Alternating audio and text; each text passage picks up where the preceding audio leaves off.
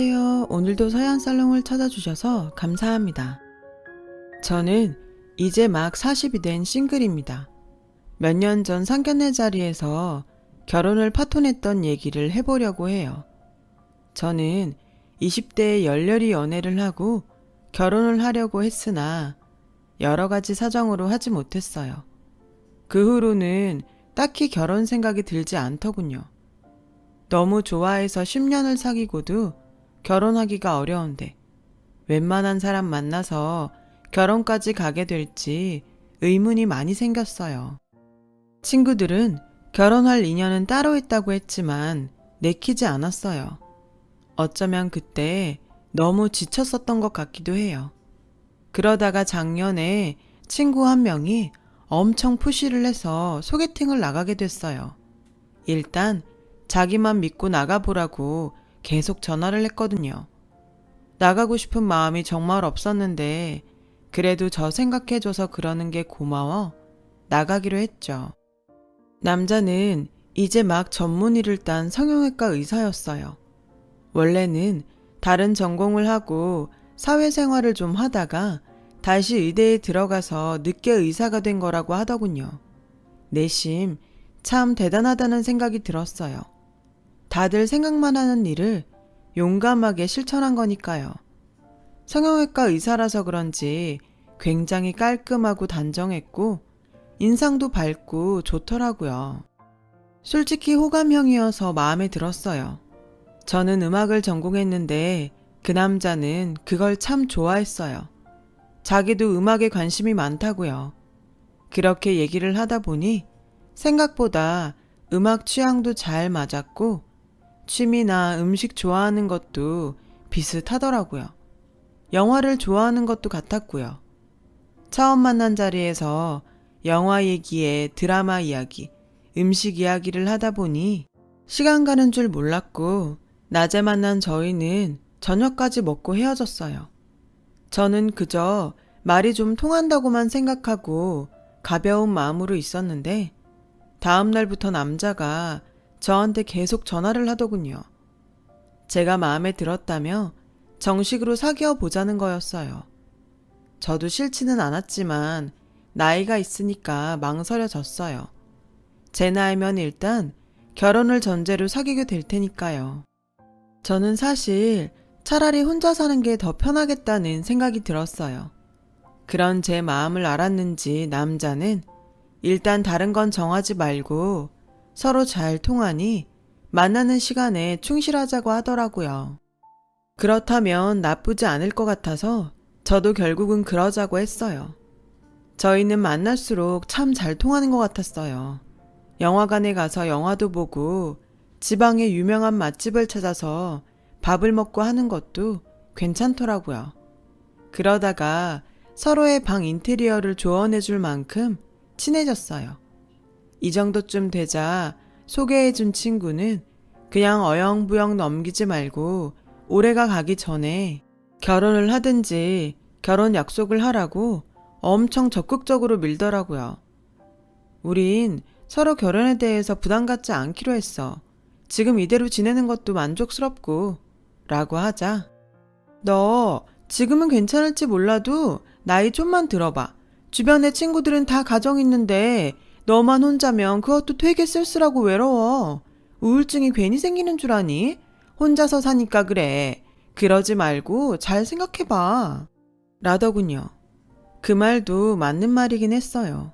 부모님이 제가 자유로운 직업에 예술 전공자라고 좀 내버려 두신 건 있지만 이제나 저제나 제가 결혼하겠다는 말을 꺼내기를 기다리고 계신다는 걸 알고는 있었어요. 저는 대학에서 클래식 작곡을 전공했지만 프로듀싱 공부를 따로 해서 여러 대중가요 작업에도 참여했죠. 가끔 입시생들을 봐주기도 했고요. 벌이도 나쁘지 않고 재미도 있었어요.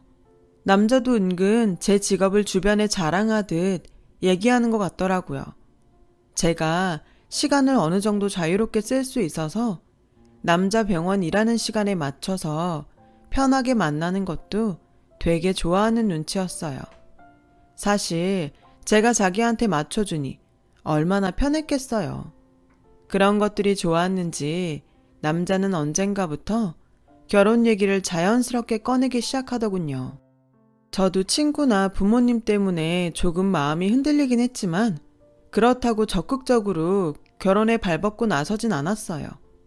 그랬더니 이 남자가 점점 집착하면서 어쩌다 전화를 못 받으면 수십 번 하는 거였어요.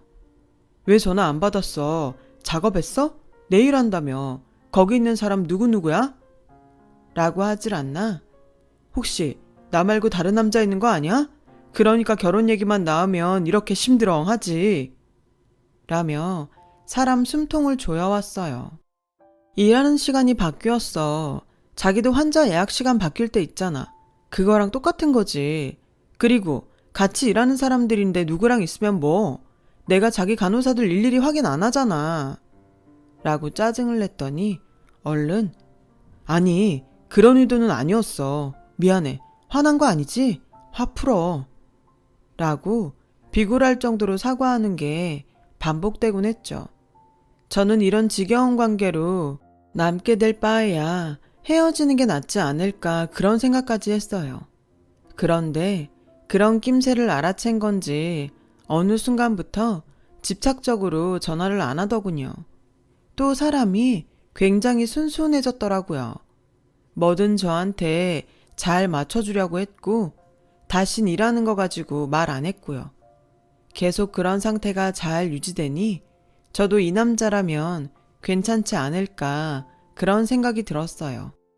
친구 말대로 나중에 혼자 외로워지면 어쩌나 하는 마음이 컸죠. 그러던 어느 날 남자는 식사 약속에 핑크 장미 백송이와 반지를 가져와 저에게 청혼을 했어요. 정혜야, 난 진짜 다시 너 같은 사람 못 만날 것 같아. 물론 우리가 결혼을 생각하고 만난 거 아닌 거 알아. 네가 결혼에 큰 뜻이 없다는 것도 알지. 하지만 네가 그런 생각했던 거 엄청 후회될 만큼 내가 매일 재미있는 결혼 생활 만들 자신이 있어. 너도 나 알잖아. 한번 마음 먹으면 뭐든 그렇게 하는 거. 나는 우리가 같이 있을 때 이렇게 좋은데 굳이 결혼 안 하고 이렇게 있어야 할 이유를 모르겠거든. 항상 같은 공간에서 서로 보면서 지내면 얼마나 좋을까? 난 요새 그 생각밖에 안 하고 살아. 너도 솔직히 우리 만나는 거 좋아하잖아. 같이 있으면 즐겁고 그런데 계속 따로 떨어져 살아야 할 이유가 있을까? 나 정말 너랑 결혼하고 싶다. 결혼해줘. 너무도 솔직한 그의 고백에 조금 감동했어요. 내가 뭐라고 이렇게까지 하나 싶은 생각도 들었죠. 저는 그렇게 솔직하고 절절하게 청혼하는 사람에게 대뜸 아니라고 못했고 어영부영 그러다가 정말 결혼 이야기가 진행되기 시작했네요. 저는 남자의 부모님을 만나러 가기 전날 생각이 많아졌어요. 이거 내가 원해서 하는 결혼이 맞나? 말이 잘 통하고 같이 있는 게 즐거우면 정말 결혼하는 게 맞는 건가? 얼떨결에 결혼을 선언하고 나니 여전히 마음에 찜찜함이 있었거든요. 친구는 잘 생각했다고 적극 찬성했지만 어차피 남이 살아주는 인생이 아닌 제 인생이니까요. 그래도 저는 제가 한 결정에 책임을 져야 했어요. 마음은 무겁지만 남자의 부모님을 만나러 갔어요. 저희는 만나면서 서로의 집안 얘기는 하지 않았기 때문에 저도 남자 부모님이나 집에 대해 몰랐고 남자도 저희 집에 대해서는 몰랐어요. 저야 결혼이 전제가 아니니 그 사람 집이나 부모님이 궁금하지 않았고 남자는 제가 말하지 않으니 알지 못했던 거죠. 그래서 남자 집을 가는 내내 꽤 긴장이 되고 겁도 났어요.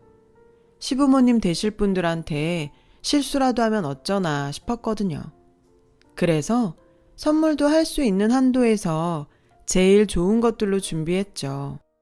저는 두근거리는 마음을 진정시키며 그 사람과 집에 들어갔어요. 그 사람이 엄마, 아버지, 우리 왔어요. 라고 하자 어머님이 나오셨는데 얼굴에 웃음기가 없으셨어요. 저는 괜히 가슴이 철렁해서 인사를 드렸는데 어머님은 저를 위아래로 쓱 보시더니 제가 가져온 선물을 들고 아무 말 없이 부엌으로 가버리셨어요. 아버님은 거실 바닥에 앉으셔서 TV를 보고 계셨는데 저희한테는 눈길도 안 주시더라고요. 저는 민망한 반, 화난 반 얼굴로 남친을 쳐다봤고 남친은 리모컨으로 TV를 꺼버리더군요. 저희 왔는데 이러고 있으면 어떡해요? 라며 남친이 원망 섞인 목소리로 말하자 지금 좀 중요한 데 하고 있어서 그랬어. 라고 하시고 마지못해 저희 쪽으로 돌아 앉으셨어요.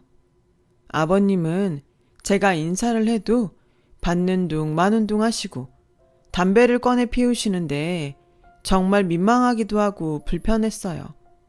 남친이 아버님한테 계속 눈치를 줬지만 아버님은 본 척도 안 하고 계속 담배를 피시더군요. 그냥 일어나서 가고 싶은 마음이 드는데 어머니가 과일을 깎아서 들고 나오시면서 이 접시 세트 저번에 우리 정훈이 환자가 고맙다고 보내온 거야. 어찌나 고급스러운지. 얘네 병원이 환자한테 선물도 못하게 하고 그러니까 어떻게 우리 집 주소를 알아서 이걸 보냈더라니까? 라며 자랑을 하듯 제 앞에 놓으시더라고요. 그런데 원래 의사들 사적으로 선물 받으면 안 되잖아요. 제가 당황해서 남친을 쳐다보니 남친도 어쩔 줄 몰라 하며 엄마, 그런 게 왔으면 돌려보내야지. 그냥 받으면 어떡해? 우리 병원 만드신 원장님 원래 대학 교수로 있다 나오셔서 이런 거 예민하다고. 뭐 어때? 한번 그런 건데 엄마가 나이 들어서 이런 거 잘 몰라서 받았다 해. 라며 대수롭지 않게 얘기하는데 진짜 마음이 복잡해지더라고요. 게다가 어머님은 부모님이 무슨 봉사 같은 걸 하신다면서 그런 거 돈도 별로 안 되고 괜히 시간만 뺏기고 힘만 드는데 딸이 옆에서 못하게 말려야 되는 거 아니니? 하긴 너도 맨날 출근하는 일도 아니고 무슨 음악 같은 거 녹음한다며? 보아하니 정규직도 아닌 것 같은데 월급은 제대로 받는 일이야? 웬만하면 지금이라도 사무직 같은 거 찾아보면 어때? 남친은 제가 무심코 지나가며 말했던 부모님 밥차 봉사 얘기랑 제 직업 얘기를 했던 것 같아요. 남친은 완전 허둥대면서 엄마, 잘 알지도 못하면서 왜 그래? 정해도 돈 잘 벌어. 잘 나간다고. 라며 어떻게든 어머님 입을 막아보려고 했지만 그게 항상 잘 되라는 법 있어? 지금이야 그런 일이 좋아 보일 수 있겠지만 나이 더 들어서는 어쩔 건데 미리 다 생각을 해놔야지. 잘못하면 너만 죽어라 이래서 돈 벌어야 되잖아. 라고 하시는데 정말 어이가 없었어요. 그래도 저는 그 자리에서 예의를 지키기 위해 최선을 다했고 남친 집을 나오자마자 결혼 다시 생각해보자는 말을 했어요. 그러자 남친은 펄쩍 뛰면서 오늘 일은 정말 미안해. 엄마도 아버지도 요즘 컨디션이 좀 안 좋으셔서 그런 거니까 네가 이해 좀 해줘. 젊은 우리가 나이 드신 분들 이해해야지. 안 그래? 내가 다시 부모님한테 잘 말씀드릴게. 원래 좀 무뚝뚝하셔도 사귀고 보면 우리 부모님 같은 사람들도 없어. 라며 설득했어요. 저는 그렇게까지 얘기하는 남친이 안쓰럽기도 했고 그 정도로 저와의 결혼을 진지하게 생각해주는구나 싶어서 일단 계속 진행하기로 했어요.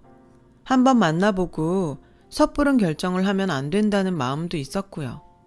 그리고 남친이 저희 집에 오는 날이 됐어요. 엄마는 예비사위가 온다며 새벽부터 장을 보셔서 하루 종일 음식을 하느라 정신이 없으셨어요. 아빠도 일찍 목욕탕에 다녀오셔서 말끔한 옷차림을 하고 계셨고요. 그렇게 남친이 오길 기다리고 있는데 30분, 1시간이 지나도 오지 않는 거였어요.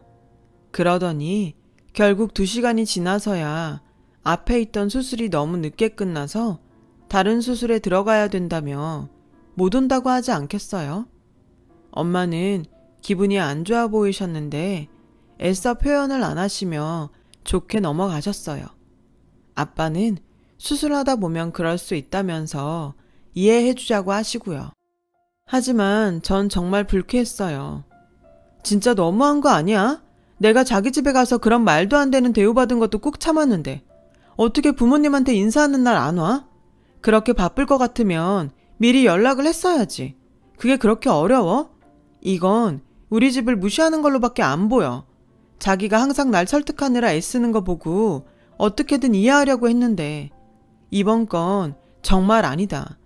자기 부모님은 그렇다 치고 자기까지 우리 집을 우습게 알면 내가 어떻게 결혼을 하겠어? 라며 따지자 정말 연락할 형편이 안 됐었다고. 앞에 얼굴 윤곽 수술 환자가 생각보다 시간이 오래 걸려서 다음 환자까지 늦어졌는데 그럼 어떡해. 지금까지 나 잘 이해해주고 잘 맞춰줬잖아. 이번에도 그렇게 생각해주면 안 될까? 내 사정도 있는데 너무 화만 내니까 좀 그렇다. 내가 꼭 따로 찾아갈게. 라고 하더니 정말 그 다음날 제가 집에 없는데 찾아와서 엄마 아빠한테 선물도 드리고 죄송하게 됐다고 100배 사죄하고 갔다고 하더군요. 엄마도 그 모습을 보시고 그래, 병원에서 그런 일 생길 수도 있지. 좋게 넘어가자. 라며 마음을 푸셨어요. 부모님은 제가 남친 집에서 어떤 대접을 받았는지는 모르셨어요. 그런 얘기를 하면 너무 속상해 하실까봐 차마 하지 못하겠더라고요. 그러니 부모님은 이해하자고 하셨고, 그럼 부모님한테 결혼을 그만두겠다고는 말을 할 수 없었어요. 저도 남친에게 좋은 마음이 여전히 많았고, 부모님이 내가 결혼하길 바라시는데 남친과 헤어지고 또 언제 마음이 남자를 만날까 싶었죠.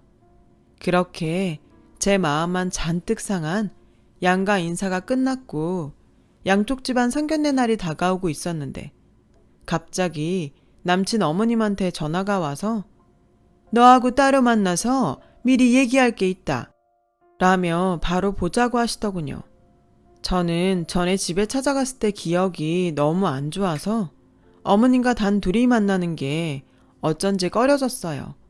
그래서 남친에게 연락을 해서 무슨 일로 보자고 하시는지 물어보려고 했지만 바쁜지 계속 전화를 받지 않더라고요.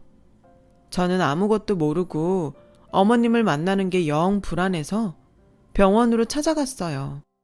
마침 점심시간이라서 병원에 대기하는 환자는 없었고 접수대에도 사람이 없더라고요. 남친을 찾아서 진료실 복도를 왔다 갔다 하다가 남친에게 전화를 하려는데 한쪽 방에서 두런두런 사람들 목소리가 들려왔어요. 보니까 간호사들 휴게실이었어요. 김정훈 쌤 진짜 결혼하나 보더라. 이번 주에 상견례라고 아침에 다른 쌤들한테 막 자랑하더니 밥 쏜다고 호텔 뷔페 갔잖아. 전에 사귀었던 여자처럼 단물만 쏙 빼먹고 헤어질 줄 알았더니 웬일이지? 신부가 음악 프로듀서라며 연예인들 단골 만들려고 완전 찰싹 달라붙은 것 같더라고. 라며 자기들끼리 쑥은대는데 정말 기가 막혔어요. 그래서 나한테 그렇게 악착같이 결혼하자고 한 건가. 저를 진짜 좋아한 게 아니라 자기 돈벌이 때문에 그랬다는 게 너무 배신감이 느껴졌어요. 저는 아무도 모르게 병원을 빠져나와서 어머님을 만나러 갔죠. 어머님은 다짜고짜 봉투 하나를 건네면서 이게 우리가 결혼 비용을 댈 수 있는 전부야. 우리가 아들 의사 만들려고 돈을 얼마나 투자했는데 신부 쪽에서 너무 많은 걸 요구하는 건 우리한테 실례야. 그리고 넌 우리 정훈이랑 결혼해서 평생 의사 사모님 들으면서 살 거고 한마디로 상류층에 들어와서 누릴 거 다 누리면서 살 텐데 무리를 해서라도 해올 건 해와야 되지 않겠어? 요즘은 옛날이랑 달라서 의사는 의사끼리 결혼 많이 하는 거 알지? 네가 특별한 케이스로 우리 정훈이 만난 거지. 진짜 이런 경우 없다. 그러니까 강남의 전셋집 아니면 성동구쯤에 집 하나는 마련해 와야지. 라며 대놓고 요구를 하시더군요. 저는 어머님이 가신 후에 봉투를 열어보고 깜짝 놀랐어요. 거기에는 단돈 50만 원이 들어있었고 예단으로 준비해야 할 목록이 빽빽하게 적힌 종이가 있었어요. 저는 집에 와서 그 봉투를 부모님께 보여드리면서 엄마, 고모부 그날 시간 되시는지 물어봐줘. 아니, 무조건 꼭 상견례장에 나오라고 해. 내가 진짜 그냥 안 넘어갈 거야. 그렇게 단단히 벼르고 있는데 남친 전화가 와서 아까 계속 전화했던데 무슨 일 있는 거 아니지? 라고 하길래 별일 없었어. 점심이나 같이 먹을까 했지. 참, 이번 주 일요일에 상견례에는 절대 늦으면 안 돼. 그날 갑자기 수술 생기거나 그런 거 아니지? 우리도 일요일은 쉬어야지. 아주 특별한 경우 아니면 수술 안 해. 엄마 아버지랑 늦지 않게 갈게. 걱정하지 마. 라며 전화를 끊었어요. 저와 부모님은 이미 마음으로 끝을 보자고 결정하고 상견례 날을 기다렸어요. 그렇게 상견례 날이 되었고 저와 부모님이 먼저 약속 장소에 나가 있었죠. 약속 시간이 30분쯤 지나자 남친이 자기 아버지와 들어오더군요. 그 뒤에 남친 어머니가 천천히 따라오셨고요. 어머님은 진한 화장에 화려한 복장을 하셨더라고요. 그에 비해 검소하게 차려입은 부모님이 일어나서 인사를 하자 남친 부모님은 거만한 표정으로 뻣뻣하게 인사를 받고 먼저 자리에 앉았어요. 남친 어머니는 우리 정훈이가 머리 하나는 기막히게 좋거든요. 회사도 대기업에 한 번에 들어갔는데 지가 안 되겠다 싶었는지 의사가 되겠다고 하더라고요. 진짜 아무나 못하는 거죠. 제 아들이지만 정말 사위 잘 보시는 겁니다. 라고 하자 엄마가 우리 정혜도 어디 가서 빠지는 애 아니에요. 학교 다닐 때도 계속 장학금 받았고 돈 잘 벌어서 오히려 우리한테 주거든요. 그러자 남친 부모님이 서로를 보며 우리를 비웃더군요. 예, 무슨 연예인들 노래 녹음 해준다던데 요즘은 시대가 좋아져서 그런 일을 해도 이렇게 의사하고 대등해졌어요. 라는 남친 어머니 말에 아빠가 그렇죠. 요즘은 의사도 의사 나름이라고 하지 않습니까? 집안 좋은 의사들도 많은데 또 그 반대로 개원해서 환자들 모으려고 마케팅에 정신없는 의사들도 있고요. 안 그런가 자네? 자네 병원도 의사들 셋이 같이 낸 병원이라던데 거기서 페이닥터면 할 일이 많을 텐데 말이야. 라고 하자 남친은 얼굴이 벌개져서 물을 벌컥벌컥 마시더군요. 그러자 남친 어머니는 정훈이네 병원에도 환자 많아요. 정훈이 대학 다닐 때 교수님이 나와서 만든 병원이라서 수준이 다르다고요. 따님이야말로 연예인이 잘 나가다가 망하면 백수되는 거 아닌가요? 의사는 그런 일하고는 차원이 다르잖아요. 우리 아들은 연예인들 얼굴을 고쳐주는 사람이에요. 지금 우리의 손님 중에 연예인이 몇 명인 줄이나 아세요? 라고 했고 남친 아버지는 아무래도 안 되겠어. 처음부터 마음이 영 안 내키더니 그만 일어나자. 라며 우리 부모님 얼굴도 안 보고 자리를 뜨려고 하더라고요. 그런 병원들도 있으니까 확인차 물어본 것 뿐입니다. 이렇게 펄쩍 뛰시는 거 보니 뭐 찔리는 거라도 있으신가요?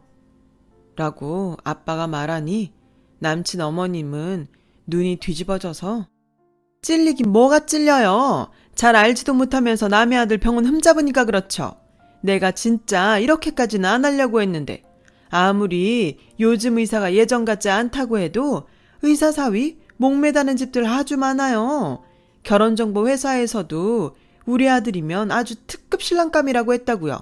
그러니까 강남에 집 사주고 결혼 비용 다 될 거 아니면 이 결혼 안 하는 걸로 하겠습니다. 50만 원도 안 내놓으려고 했는데 제가 집에 올 때 아주 이것저것 잔뜩 사왔길래 성의 표시한 겁니다. 그런 줄 아세요? 해올 형편 아니면 못하는 걸로 합시다. 저희도 수준이 비슷해야 되지 않겠습니까? 남친 어머니 아버지가 연달아 말하자 부모님은 알겠다고 하셨어요. 아빠는 서류 하나를 보여주며 이게 우리 부부가 죽으면 정혜한테 물려주려고 한 강남 집무소입니다. 20평이 좀 안 되는 작은 거긴 해도 앞으로 재건축할 장소라서 투자 가치도 충분하고 값이 떨어질 일은 없는데 저도 그렇게 제 딸 무시하는 집에 보낼 수 없습니다. 그러자 갑자기 남친 부모님 안색이 변했어요. 남친은 당황해서 자기 부모님한테 막 눈치를 주더라고요. 그래서 제가 자기한테 이번에 컴백하는 가수를 갔나봐. 내가 소개한다니까 나 믿고 간다고 하던데 대충 봐준 거 아니지? 왜 모르는 척해? 내가 저번에 가수들 갈 거라고 말했잖아. 라고 하니 남친 부모님은 입을 딱 다물더군요. 그때 고모부가 막 식당에 들어오셔서 내가 늦은 거 아니지? 시간 맞춰 온다는 게 5분 정도 늦었네. 고모부 괜찮아요. 이제 막 본격적인 얘기 했거든요. 라고 하자 남친은 얼굴이 하얗게 질려서 자리에서 벌떡 일어나 교수님이 여기 어떻게 고모부가 우리 학교 교수님이었으면 말을 했어야지 라길래 저는 우리가 만나는데 고모부가 뭘 하는지 그게 왜 중요해? 두 사람 마음만 잘 맞으면 되는 거 아니었어? 자기도 전에는 나한테 그렇게 얘기했잖아. 근데 그게 아니었나 보네? 내가 소개해서 간 연예인들도 자기 잘나서 가는 건 줄 아는 거 보니까. 고모부는 자네 병원 세운 김 원장이 나랑 아직도 연락 자주 하는 거 알고 있나? 아무튼 내 금쪽 같은 조카한테 자네 집에서 어떻게 했는지 잘 알았네.